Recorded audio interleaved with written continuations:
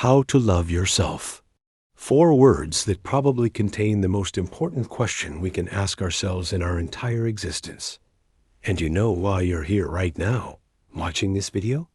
Because somewhere inside you, there's a voice telling you that you deserve more. That you deserve to feel good about yourself. To look in the mirror without that weight in your chest. To live without that constant feeling of not being enough.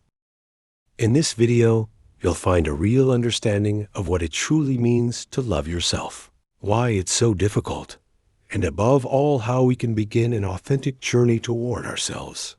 We'll talk about the nature of self-love, how our identity is built, what happens when we learn to see ourselves with different eyes, and how this change literally transforms every aspect of our lives. It's a real deep exploration of you, of your psyche, of the way you've built yourself, and the way you can rebuild yourself. Because loving yourself isn't optional in life. It's the foundation on which everything else rests. Your relationships, your work, your ability to be happy, your resilience in the face of difficulties. Without love for yourself, you're building a house on foundations of sand. So stay with me. What you'll discover in the next 20 minutes could change the way you look at yourself forever. Before we can understand how to love ourselves, we need to understand why it's so difficult. And the answer lies in what I call the original fracture, the moment when, as children, we began to separate who we are from who we think we should be. We're born whole. A small child doesn't wonder if they're enough, doesn't judge themselves, doesn't compare themselves. They simply are. They exist in their totality, without filters, without masks. But then the process of socialization begins. Parents, teachers, society start telling us what's right and what's wrong, what's acceptable and what's not. And careful, this process is necessary to live in society. The problem isn't socialization itself. The problem begins when, in order to be loved and accepted, we learn that we need to hide parts of ourselves. When we understand that certain ways of being bring approval, while others bring rejection. And so, piece by piece, we start building a version of ourselves that we think is more lovable. We repress anger because we've been told that good children don't get angry. We hide sadness because you cry too much. What is there to cry about? We stop expressing our needs because don't be selfish. Think about others. And you understand what happens. We start believing that our value depends on how good we are at being that constructed version of ourselves. We don't love who we really are. We conditionally love our performance. When we do well, when we're productive, when others appreciate us, then yes, we allow ourselves a bit of benevolence toward ourselves. But as soon as we make a mistake, as soon as we fail, as soon as we're not up to those impossible standards, here comes the ferocious self-criticism, the contempt, the feeling of being worth nothing. This is the fracture, the separation between your authentic being and the image you desperately try to maintain. And in this fracture lives your suffering, because you can't truly love something you don't recognize as real. You can't love an image, a performance, a mask. You can only be in constant anxiety about keeping it intact. And here's the first great truth. It's not that you don't love yourself enough. It's that you don't love yourself. You love an ideal version you've constructed, and you desperately hate all the parts of you that don't fit into it. Loving yourself means first of all recognizing this fracture, seeing it clearly, and beginning the slow process of mending it. And here we enter dangerous territory, because contemporary culture constantly sells us the idea that the solution is to improve yourself, become the best version of yourself, work on yourself, optimize, produce, grow. But hold on a minute. There's something deeply wrong with this approach when we're talking about self-love, because the implicit message is always the same. You're not enough as you are right now. You need to become something different, something more, to deserve love, even your own love. And so you find yourself on this infinite hamster wheel. You sign up for the gym to have a better body. You take courses to be more competent. You read books to be more cultured. You meditate to be more zen. And all of this with the idea that when you finally reach that improved version of yourself, then yes, you'll be able to love yourself. Then yes, you'll be enough. But that moment never comes, because every goal reached simply moves the bar further away. Every improved version reveals new flaws to correct. It's a rigged game from the start. You can't win a race where the finish line moves every time you get close. Now, careful. I'm not saying you shouldn't grow, learn, evolve.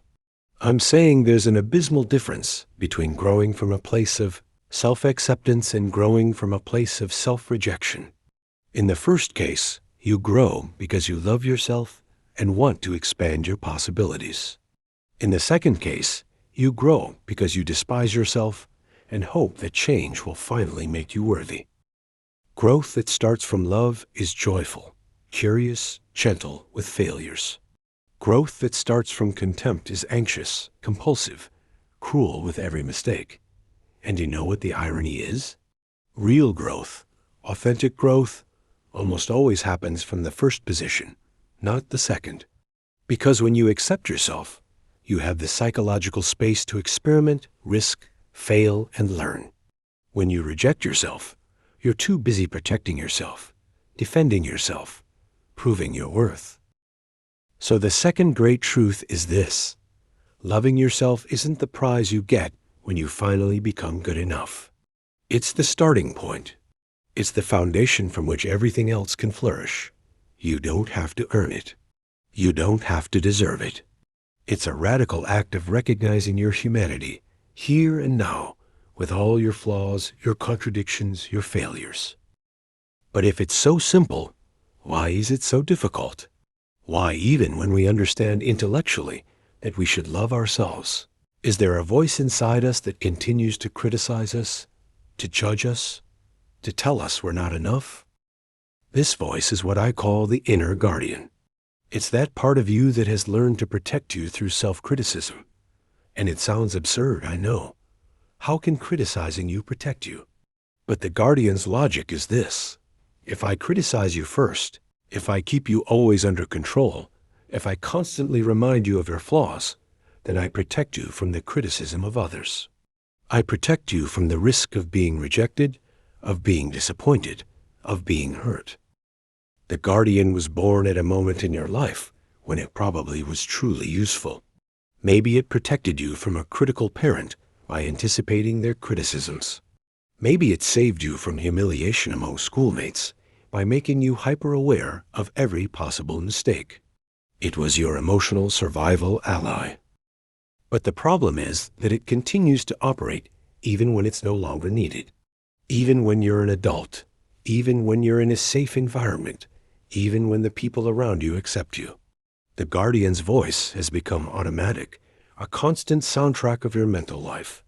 Look how you messed up. Look how ridiculous you are. Look how others are better than you. Never relax. Never let your guard down, because if you do, you'll get hurt. And here's the crucial point. The guardian thinks it loves you. In its distorted logic, it's protecting you. But that protection has become a prison.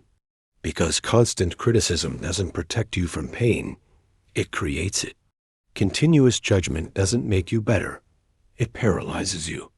Obsessive comparison doesn't motivate you. It exhausts you. Loving yourself means recognizing the guardian for what it is. A part of you that did its best with the tools it had, but that's now using obsolete strategies. You don't have to fight it. You don't have to eliminate it. You need to thank it for what it's done and gently show it that now there are better ways to take care of yourself. How? By starting to notice when it speaks. By becoming aware of that critical voice. And instead of automatically believing it, instead of merging with it, creating a small space of observation. Ah, there's the guardian telling me I'm stupid. Ah, there's the guardian comparing me to others.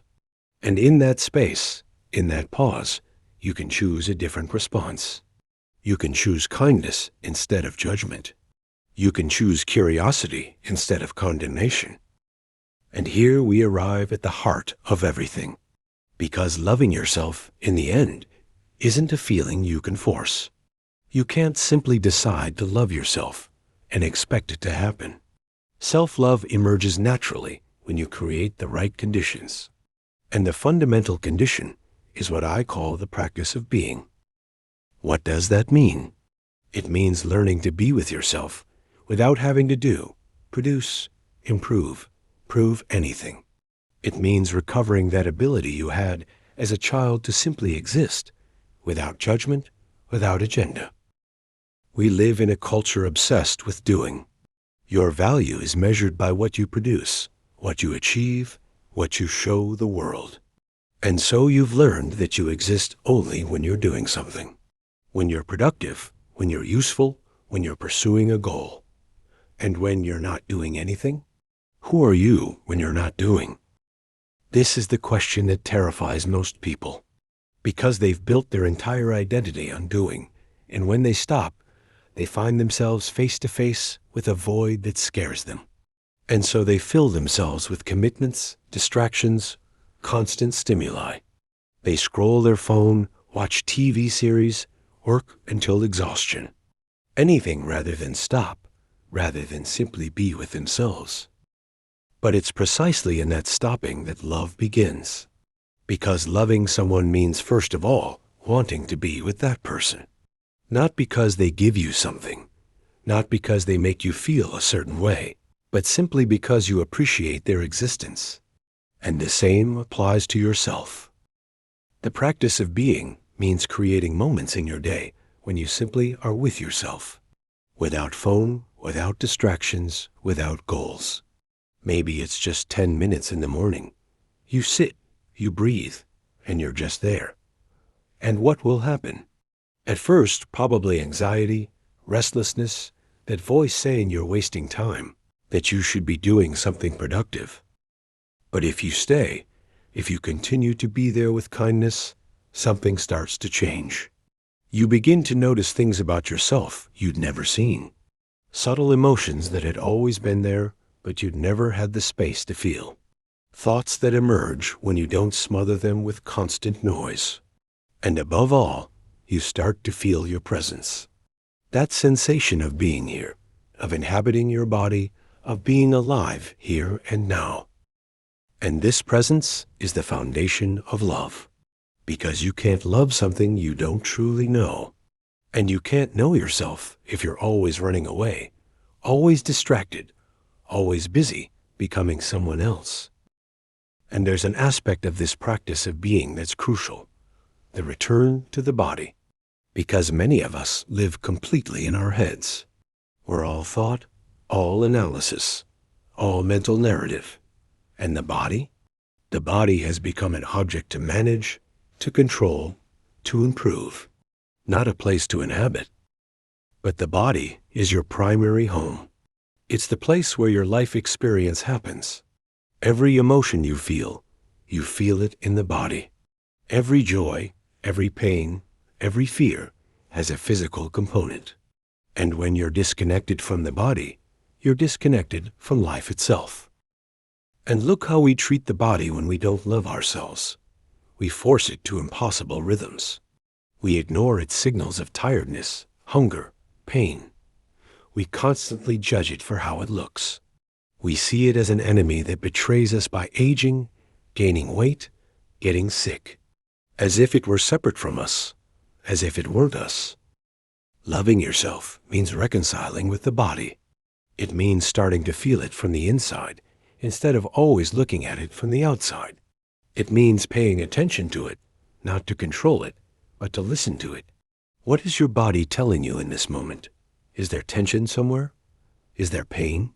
Is there pleasure? And can you simply be there without having to change anything, just recognizing that this is what there is? When you start doing this, when you start treating your body as a companion instead of an object, something profound changes. Because the body carries a wisdom that the mind often ignores. The body knows when you need rest, even if the mind says you must continue. The body knows when a situation isn't safe, even if the mind rationalizes. The body knows when you're in the presence of someone who's good for you or bad for you.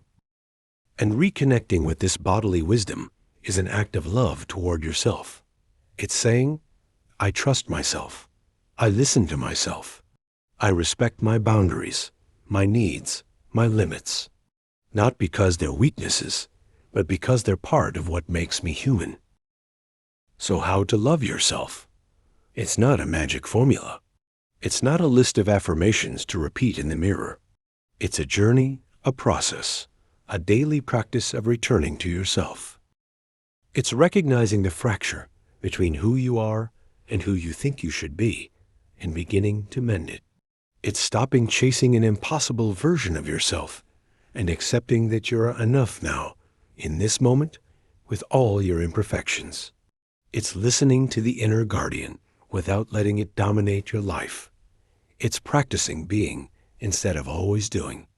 It's returning to the body as your home. And you know what happens when you truly start doing this?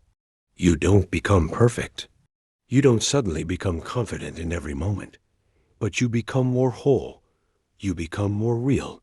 And from that place of realness, of authenticity, everything else starts to change. Your relationships become more honest because you no longer need to wear masks. Your work becomes more satisfying because you no longer use it to prove your worth. Your life becomes fuller because finally there's someone truly inhabiting it, you. And this isn't selfishness.